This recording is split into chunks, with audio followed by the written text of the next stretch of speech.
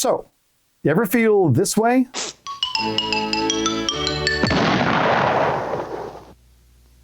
Let's talk about what to do when that happens in your brain.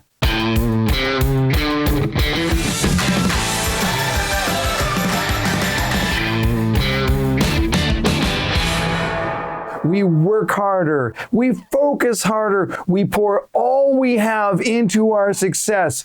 Day and night, we don't even stop thinking about what it's going to take to plow forward and get more sales. It's push, push, push, all the way, all the time, right on down the line. But sometimes we pour more than we have. Now, I recently watched the movie Ford versus Ferrari, and there was this constant question that was asked. How far can you push a race car without blowing out the engine?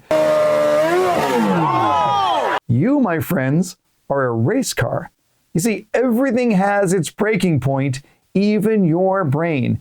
You simply can't press for too long and too hard without a break. But that's not how we handle it, right? Something in our head says, I know it's hard, but I have to plow on. It's supposed to be hard.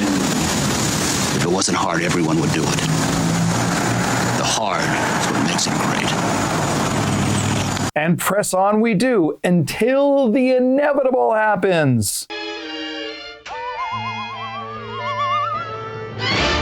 So how do you prevent it? Let me give you 5 ideas for how to prevent that burnout. Number 1, see it coming in advance. Oftentimes we wait too long until there's some sort of a crisis. If you're feeling totally stressed, take some downtime now. You have to step aside now. Now to do that, that leads me to point number 2, quiet the brain. And that's the opposite of what you've been doing, by the way. The brain is not designed to go on and on and on without a break. You want to treat your brain like an athlete treats a muscle. Athletes don't work that same muscle group every day. They allow time to rest. It's the same thing with your brain. Taking a walk will do it. Find a little solitude. Let your mind be at peace by itself. Even those small little breaks will make a huge difference. Here's a third opportunity. Practice gratitude. Now, something changes when you practice gratitude. The brain releases the hormone serotonin. That's a feel-good hormone. It literally makes us feel better, and it's very good for your overall perspective. There's a specific link between gratitude and happiness. Take advantage of it. Here's a fourth idea. Diversify your interest. Get into something outside of work. And again, this works like exercising a different muscle. Now, when I'm playing hockey, I am not thinking about work.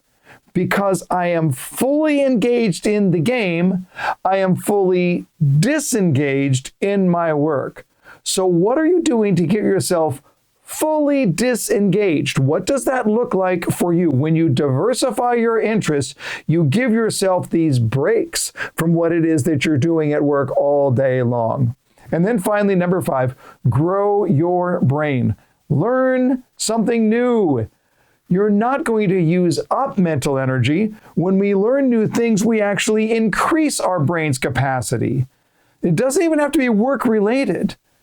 Read or watch an instructional YouTube video.